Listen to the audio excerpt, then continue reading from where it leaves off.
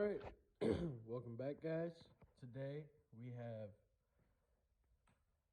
a 1998 Yamaha Blaster, and we are going to be doing a in-depth top end build on it. I'm going to walk you through the steps.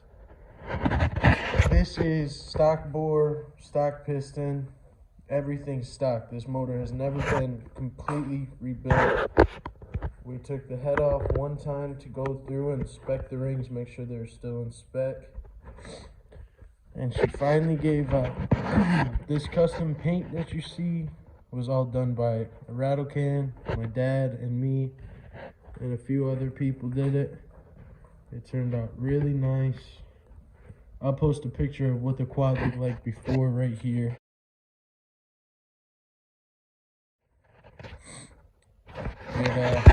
Yeah, the top end went out when my mom was riding it, so as you can see, there's a little bit, hardly anything. So first things first, let's pop the seat, plastics, gas tank, carburetor, and pipe off. So go into time lapse.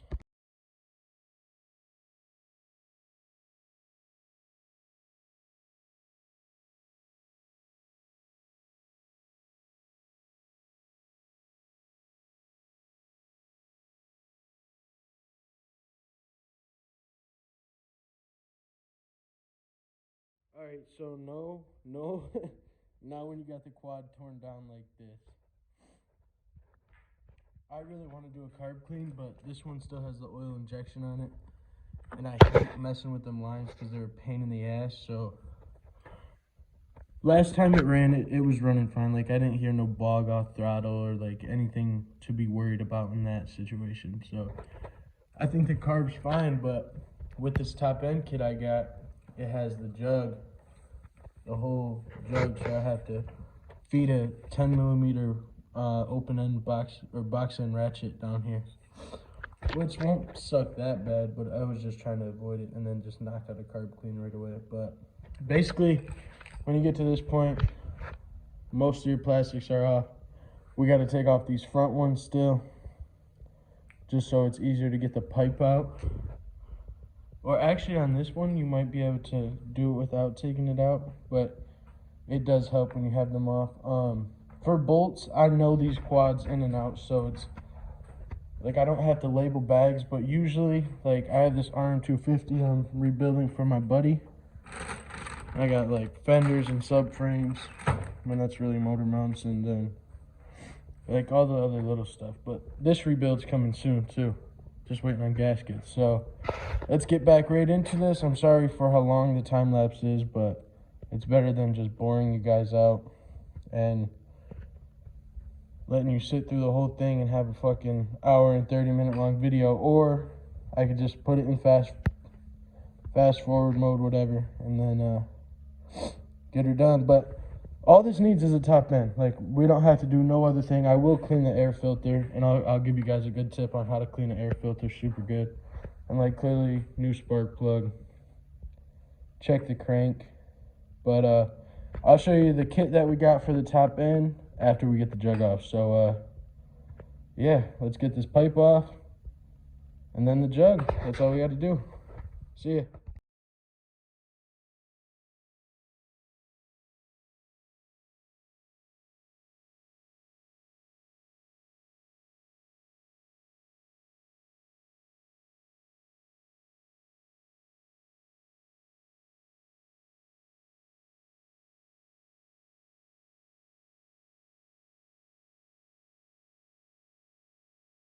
Alright, as you can see, I had to disconnect. This has a Magwire hydraulic clutch on it. I had to disconnect it off that mount. So now that all is left is these 12mm up here. and then it should come off. So let's knock out these 12 millimeters real quick, and then I'll get right back to you guys. Alright guys, all the bolts are off. Basically, you just want to give it a quick wiggle. Quick pull on each side.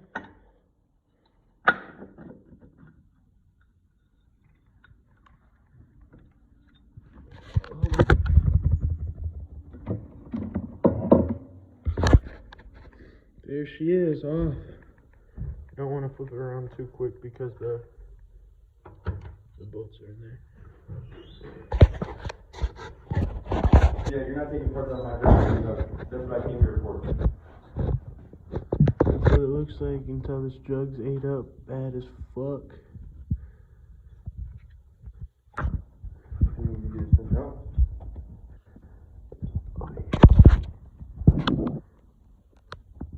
That's what it looks like with the jug off. She flocked on all four sides. But to tell if a crank is good, you feel up and down. When it's straight up, if there's no up and down play, then it's good. Side to side play, just whatever. But you don't want it to be way too much. Like this is perfectly fine. Now this is gonna be a little bit tricky to show you guys on camera, but as you can see, you have little tiny C-clips in here, and these need to come out to get your I forget the name of this thing, whatever, and then your wrist pin bearing out. So basically, you always want to have something stuck down there. I don't care what you're doing. I don't care if it's just sitting. You never want to just have crap flying into your case. It might be the littlest speck of dirt that messes up your motor. So basically, you just want to come in here and use a flat head.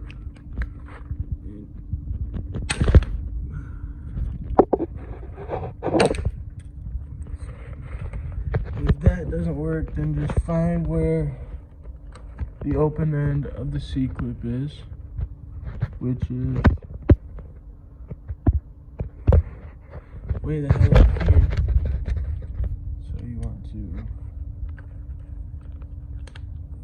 try to get your shit in there and bend it down, but that's not working. Again, always keep this covered up. You don't want nothing getting in there. If you can honestly break it out, because depending on the kit you get,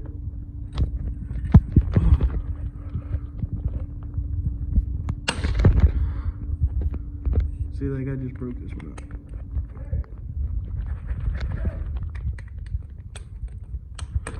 So now that that's out, slightly, there's that piece.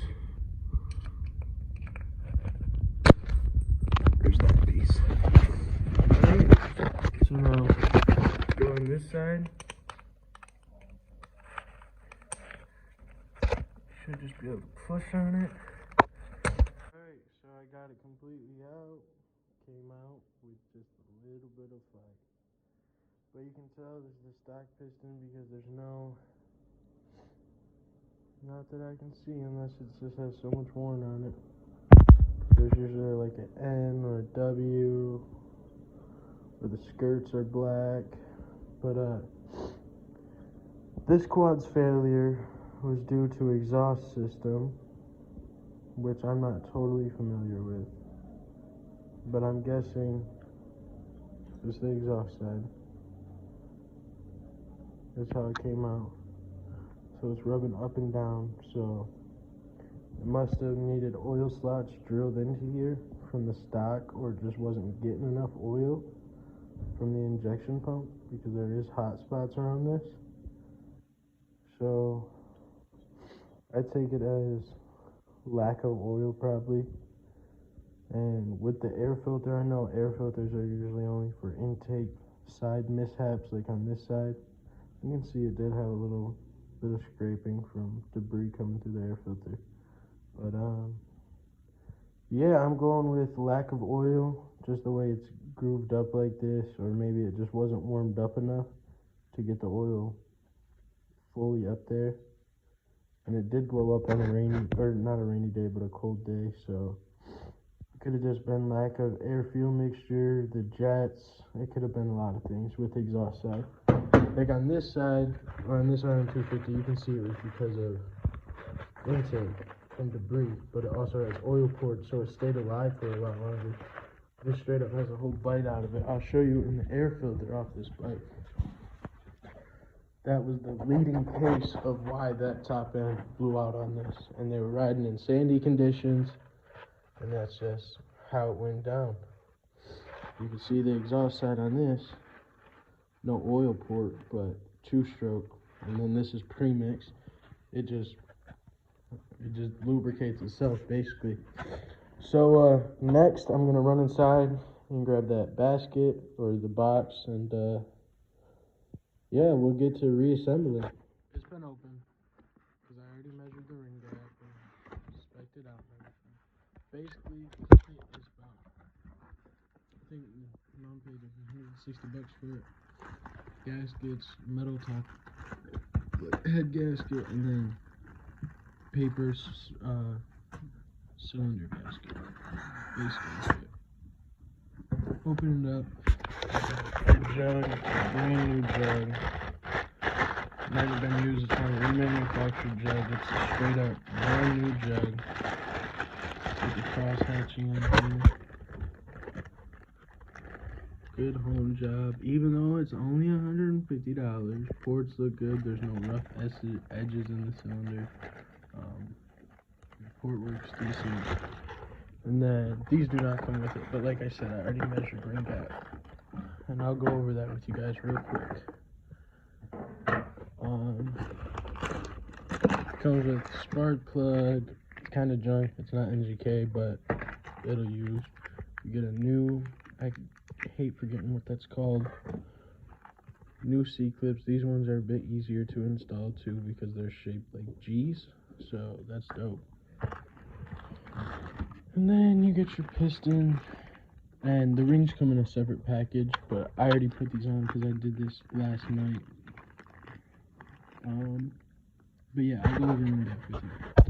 All ring gap is making sure your ring to wall gap is in spec and it's not too frictionated or too much, because having the wrong ring gap, you want to oil this, but this already comes with some oil. Like, I don't know if you guys can tell, it's already oiled up. And then you want to grab your piston and then put it down like that. You want the ring that's inside your jug to go about an inch down. So I would say that's probably almost an inch. Then you want to get your calipers, go on, make sure you're in inches, so we're at inches. Open these bad boys. Maybe add just an inch. And then with this part, where am I at? With this part, you just want to go around and see. We're at an inch, just about, because an inch on these cylinders is where the most compression is built up, most friction is. So we're at an inch. You just want to run it across, and you want the bottom of your caliper to drag on the ring. So we're inch down, turn off your calipers so your battery doesn't die. And then you want to get a set of feeler gauges. I picked these up at Harbor Freight yesterday for about $7. And the ring gap on all models of Blaster should be about the same. Like, for example, the 98 Blaster is 0.007, so something thousandths. And where the gap in the ring is, you want to take your 0.7, and it should fit without a budge inside of this ring. See how it slides through perfectly? It's kind of hard because I can't see it. Alright, so boom, it's in there. Slides through perfectly. There's no hesitation or anything. Boom. And you want to make sure the ring stays even so it doesn't create a bigger gap. Alright, so last time. Boom. perfect. And you want to check this on all models. Like, these rings did come pre-gap, surprisingly, so it wasn't a huge case. But if the rings are not in spec, like, it could lead to multiple things. Like, it won't be running how it should. You'll have more compression, which is really never a bad thing if they're too tight. But then your piston really can't breathe in the cylinder, and it's hard for oil to travel down when there's so much friction against the cylinder wall. So you just always want to make sure it's in spec. And then even if you have about, say about 32 hours on a 2-stroke top end, just pop off your head, pop off the set of rings, and then just make sure they're still in spec. So let's go slap this bad boy on. Our C-clip before we get the piston into the jug. So I'm using clots as lubricant. You always want to have, it's probably best to even just use like the real shit, like the engine assembly grease, but this has always worked fine, and I just love clots. Shit's gas. So you don't need this yet, but you want to open your bag of C-clips, or G-clips, whatever you guys want to call these ones. And you're gonna go boom, you're gonna take out one, and then with your one, you're gonna dip your hand in some clots. And you want to lube up this whole area so it doesn't get scratched up. If it does, it kind of has a little more life left. And to put these in, it's a little tricky. I guess all you can really do is try, but I like coming at it like this, with the open end digging into this C, to the open area, and then you'll hear it click, and then you just want to grab a flathead, put some lube on the flathead just so you don't scratch things up, and then you push this end in. Okay, so it's in there, and then basically all you want to do is go boom, boom, and it snaps right into place. And that's what installing a C-clip looks like, or G-clip, again, whatever you guys want to call them.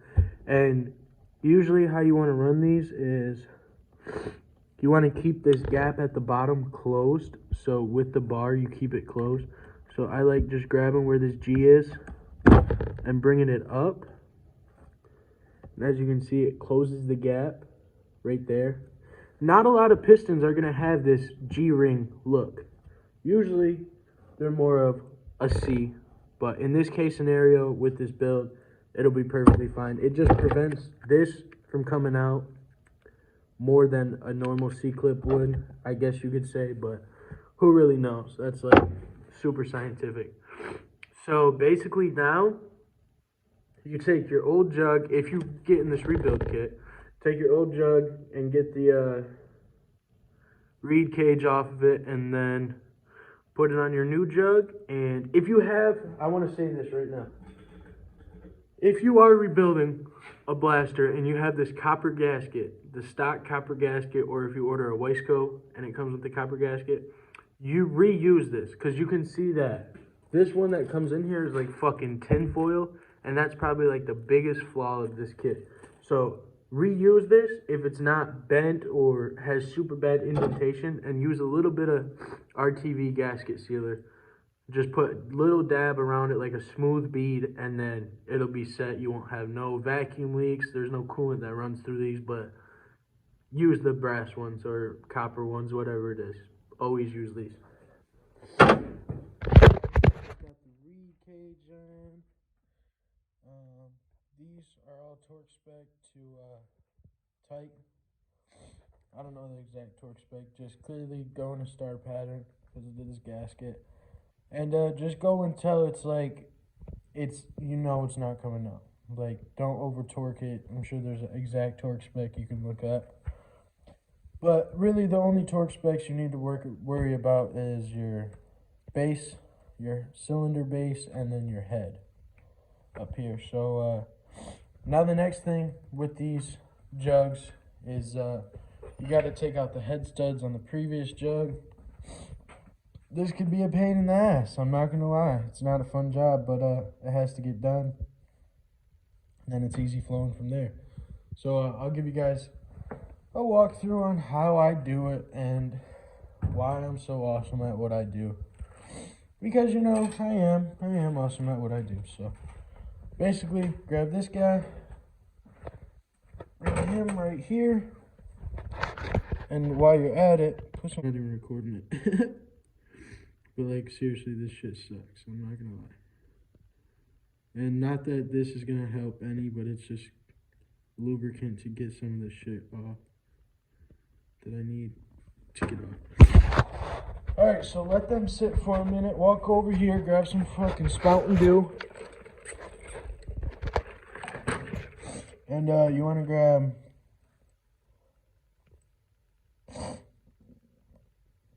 top cylinder jug, or no, these are.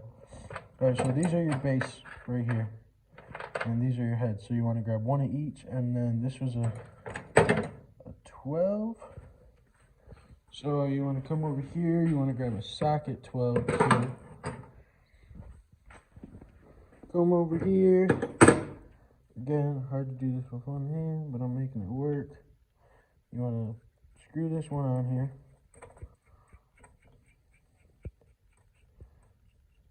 Down enough, and then you want to screw this top one on here. And it's easier with these dirt bikes because they have the castle nuts at the top. But either way, you can get it going. Alright, so, and then you want this bottom one to thread it back up to this top one. Get what I'm saying? Alright, now I'm going to set you guys down. This might actually be... Hopefully, you guys can kind of see it. Alright, so you have it like that. Take your 10 off your socket, your wrench, and grab a 12 for the bottom. And put your tighten on. Tighten. And hold this bottom one. And then you want to torque it down. And then you want to wipe the fucking clots off your hands because you put goddamn gallon on here. And then basically, hope and pray when you loosen this bottom one, like this, that the whole mumbo jumbo comes out. See, you can already see it turning. So, it's called a locking nut. And then you just loosen it out.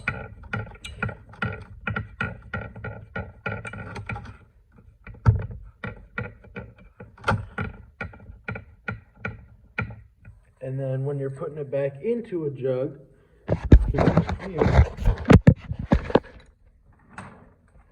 come over here. And I advise putting a little bit of Loctite on this. I think I have some right here. Blue Loctite's fine. You just don't want your cylinder jug to ejectocito, so just put a dab on that. Move your head gasket away. And then make sure you spin it back to catch the threads completely. And then work your way in there. These threads on these new jugs, you never know. You just want to be careful. Go a couple screws in, couple screws back, couple screws in, couple screws back. And then once you feel it getting tight, go one more and try to go for more. And then you want to take your 12 on your socket. I'm going to put it on top. And then clearly I can't hold it, but all you do is tighten it in. And you want to go in until about 3 threads are sticking out. About 3 threads on these blasters. And I do that on my dirt bikes too. On my dirt bikes, it's between 3 and 5 that I like to keep out. But basically, when you get the rest in, you just want them all at an even height so they all torque down at the same. Make sure you put a little dab of blue Loctite. It won't hurt. Don't overkill it in case something happens to the jug again. You got to get these head studs out. But I'm going to knock the rest of these out, and I'll pick you back up when we're throwing the head back. Alright guys, sorry it took so long, and I'm sorry it might sound weird. Hold on. Alright, that might sound better because I'm not connected to my truck. I pulled my truck in so I can listen to myself. Oh, by the way. Yeah, you already know. Back to what I was getting at. Fuck this fan. See ya. Nice ass junk picker. Alright, that shit sucked. That took me like a half an hour, not gonna lie, because you gotta get all these fuckers even. And then that was a pain in the dick. So, now it's like this. Got your piston up here. Let's put the piston on there. And then, put our base gasket on. And then slide our jug on. Tighten that down. And then we'll tighten down the top. So, I'll get back to you when the piston is on. Alright guys, the jug's on. I got blue RTV so I still had to wipe off. I ended up just using the stock gaskets that are on here because they're all the good metal ones. None of them were fucked up. Like it was, I had to because I hate paper gaskets. But you can see, she cranks over smooth. That's what you want to hear. So, I'm not going to go in depth on installing everything back. Just remember, check your torque specs on your head and cylinder bolts. I'll pull up a picture right here on what they are for a 98. But I'm going to finish putting this back together, and then I'll pick you guys back up at the final start. So, see you then. Thank you for watching so far. If you guys are still here, I'm sorry I didn't record me putting on like the piston and the rings, but that's like all tedious and like using a phone while trying to do it. It's just, I didn't want to mess anything up. Just be careful, make sure you put your other circlip in, and then make sure your rings are on where they sink in at the piston at, and then you hold both of them on each side like that, and then you twist the jug slightly on. But if you feel it's not right, then do not keep pushing it on there, because them rings will easily come off these pistons and can scrape up your jug just like that. So also just really make sure you're using lubrication on any metal to metal surfaces that are creating friction in the motor, like everywhere. And then this kit also does not come with a wrist pin bearing, so you have to use your stock one. If that stock one is junk, hit up your local parts store like ATV store, and maybe they have one. But yeah, thank you guys for watching still. I'll get back to you when we're doing the first startup. Peace out. Alright guys, we got it back together. I ran into some problems with the exhaust. I totally forgot to tell you guys got to switch the exhaust studs too. But we're gonna get a first start going right here. Torque down, she has oil, a little bit of gas. It's older gas too, but I think it should be good for a quick start. When you guys just rebuild any sort of engine, always go through the steps of heat cycles and warming it up. You can really break it in how you're gonna ride it. So if you're gonna ride it, you break it in hard, like you let that bitch get it. Clearly you still want the jug to form back to the rings and all that. Get some gas going through here. Let's go for the first kick. On this quad, I do have to use the truck to start it. I'm not sure if you guys are gonna be able to. I'll put that. Alright, hopefully you guys can see. I'm big as hell on this little ass quad. But this is what everyone learned on at the house, so.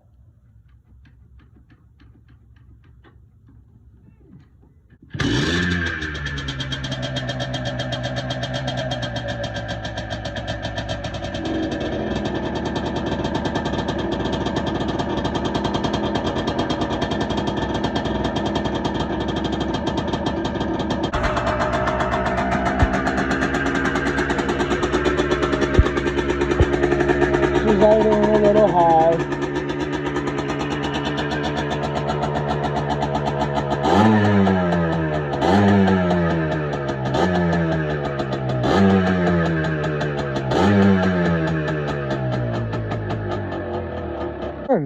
I'll get it tuned in and everything, but this video is already going on about 50 minutes, so thank you guys for watching. I hope you guys learned something. Be sure to check out my recent videos, and I plan on getting another toy here soon.